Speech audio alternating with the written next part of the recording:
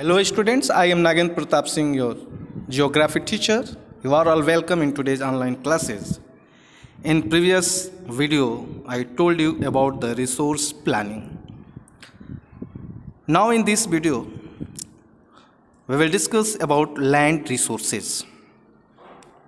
There are three sections under land resources. First one is use, limitation, and third one is distribution of Indian land mass. Use as you know मतलब प्रयोग, हम किस किस प्रयोग में हम land resources का उपयोग करते हैं, किन किन प्रयोगों में या किन किन प्रयोगों के लिए उनका हम इस्तेमाल करते हैं, वो यूज होता है। लेकिन उसके पहले मैं आपको बता दूं जो सीधा सीधा इसी से जुड़ा हुआ है कि जैसा कि हम जानते हैं कि हम सभी कहाँ रहते हैं, ज़मीन पे, लैंड पे रहते हैं, और जितनी भी हमारी एक्टिविटीज़ हैं, गतिविधियां हैं, इकोनॉमिक एक्टिविटीज़, वो सब कहाँ हम परफॉर्म करते हैं, लैंड पे। इसका मतलब कि हम लैंड का अनेक तरीकों से यूज करते हैं। इसीलिए लैंड को क्या कहा जाता है, natural resource of utmost importance. ऐसा हम क्यों कहते हैं, यह इसे लैंड को नेचुरल रिसोर्स क्यों कहते हैं? क्योंकि हम तो बनाते नहीं हैं, नेचुरली आकर होता है। इंपॉर्टेंस इसका क्यों है? क्योंकि it supports natural vegetation, wildlife, human life, economic activities, transport and communication systems. इन सभी चीज़ों के लिए हम लैंड रिसोर्सेस का यूज करते हैं। ये जितनी भी चीज़ें हैं हम सब इसको परफॉर्म कहाँ करते हैं, लैंड पे। और एक चीज़ आपको मालूम होगा, जो हमारा दूसरा पॉइंट है, लिमिटेशन।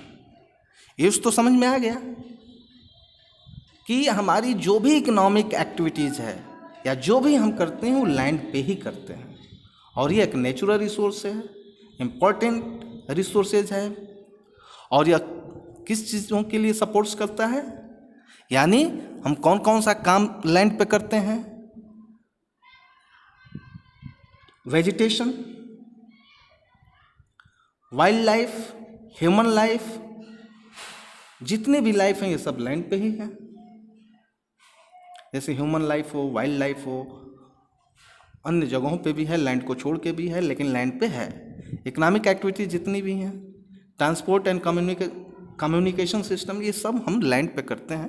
लैंड के साथ साथ वाटर पे भी है, लेकिन चूंकि हम लैंड पर हैं तो ये सारी चीज़ें हम करने के लिए लैंड का यूज करते हैं। अब देखिए जो सेकेंड पॉइंट है, limitation. Land is an asset of a finite magnitude. Therefore, it is important to use the available land for various purposes with careful planning. जैसा कि हम जानते हैं कि लैंड की सीमित परिमाण है। फाइनाइट मैग्नीट्यूड का मतलब होता है सीमित परिमाण, यानी लैंड सीमित है। दूसरे चीज़ों की तरह, जैसे मान लीजिए कि रबड़ है, रबड़ को हम खींच कर फैलाते हैं, लेकिन हम ज़मीन को एक्सपेंड नहीं कर सकते। ज़मीन आज जितनी है उतनी ही ज़मीन कल भी रहेगी, भले ही उसकी रूपरेखा थोड़ी सी बदल जाएगी। जहाँ जंगल है वहाँ पेड़ कम हो जाएंगे, जंगल को काट के हम खेत बना लेंगे। जहाँ खाली खेत है, बेकार खेत है, थोड़ा उसे हम उपजाऊ बनाएंगे। ये उसका रूपरेखा बदल सकता है, लेकिन जो लैंड मास है टोटल, वो लिमिटेड है, उसको हम नहीं बढ़ा सकते, क्योंकि land is an asset of a finite magnitude. इसकी परिमाण जो है वो सीमित है। Now third, distribution of Indian land mass, यानी भारतीय भूभाग का वितरण कैसे है।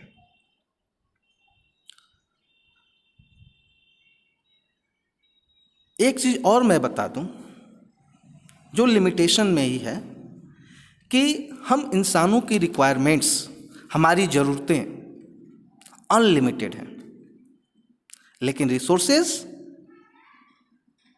लिमिटेड हैं। एक बार फिर मैं बोल दूं, बता दूं आप लोगों को कि हम लोगों की जो रिक्वायरमेंट्स है वो अनलिमिटेड है, नीड्स अनलिमिटेड है, लेकिन रिसोर्सेज लिमिटेड है। इसलिए हमें बड़े ही सावधानी ढंग से योजना बना के हमें लैंड का इस्तेमाल अलग अलग कामों के लिए करना चाहिए। Now see the distribution.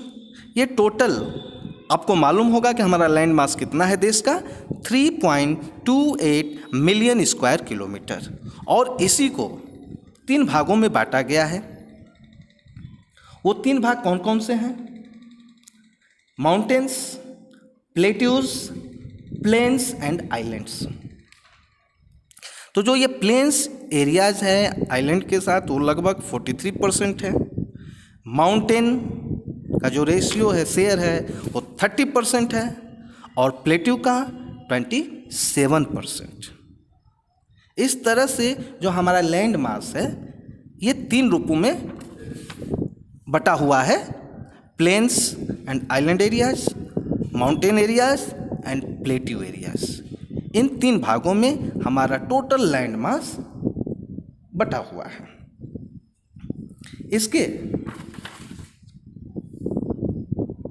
जो ऊंचावच फीचर है, आकृति है अलग अलग तरह की, उसके आधार पे ही जमीनों का डिस्ट्रीब्यूशन हुआ है, यानी उनकी फीचर कैसी है।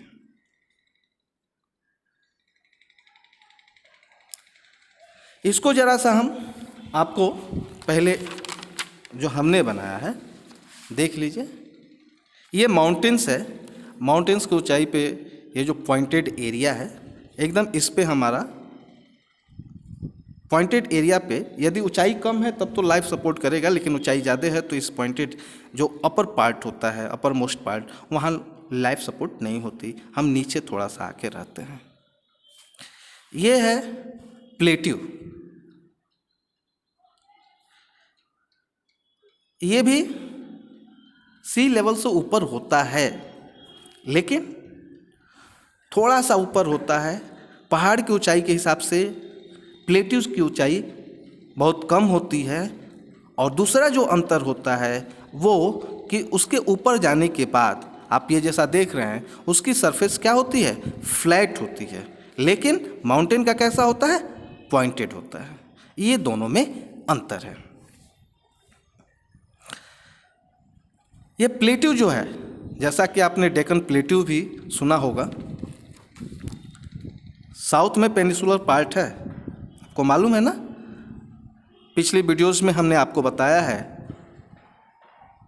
कि हिमालयन माउंटेन रेंज और पेनिसुलर पार्ट, पेनिसुलर रीजन, ये साउथ में है, वो नॉर्थ में है।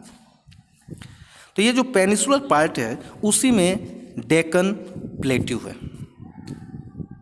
आप देखेंगे भारत का जो ये नक्शा है, आप ये देखेंगे इधर ही नीचे ये साउथ में यही पेनिसुलर पार्ट है। और पेनिसुलर किसको कहते हैं, ऐसा लैंडमास जो 3 तरफ से वाटर बॉडी से घिरा हो।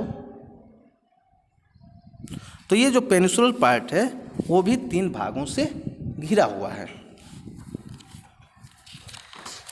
आपको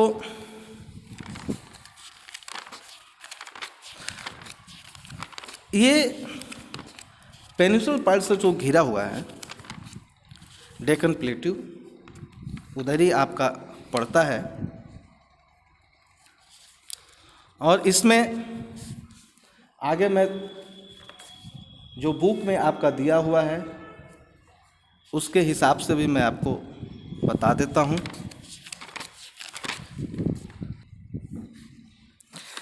कि जो हमारा पेनिनसुलर पार्ट है साउदर्न पार्ट में, वो किन 3 वाटर बॉडीज से घिरा हुआ है? Arabian Sea, Bay of Bengal and Indian Ocean. अब इसी चीज़ को मैं आपको जो बुक में दिया हुआ है उसके माध्यम से भी मैं आपको समझा देता हूँ। अब देखिए, यहाँ भी आपका दिया हुआ है, आप इसमें आसानी से देख सकते हैं कि टोटल जो लैंड मास है, ये पिक्चर आपको देखिए समझ में आ ही रहा होगा। इसको प्लेट्यूस एंड प्लेन्स होता है, plains and island, mountains and plateaus. ये 27% है। ये क्या है? 27% प्लेट्यूस है। 30% क्या है? माउंटेन्स है। और जो सबसे ये बड़ा भाग है जो है 43%, वो क्या है? Plains and islands. तो इस तरह से हमारे लैंड मास को इनके रिलीफ फीचर के हिसाब से 3 भागों में बांटा गया है। इस वीडियो में बस इतना ही। अगले वीडियो में मैं लैंड यूटिलाइजेशन टॉपिक लेके आऊँगा। तब तक के लिए धन्यवाद।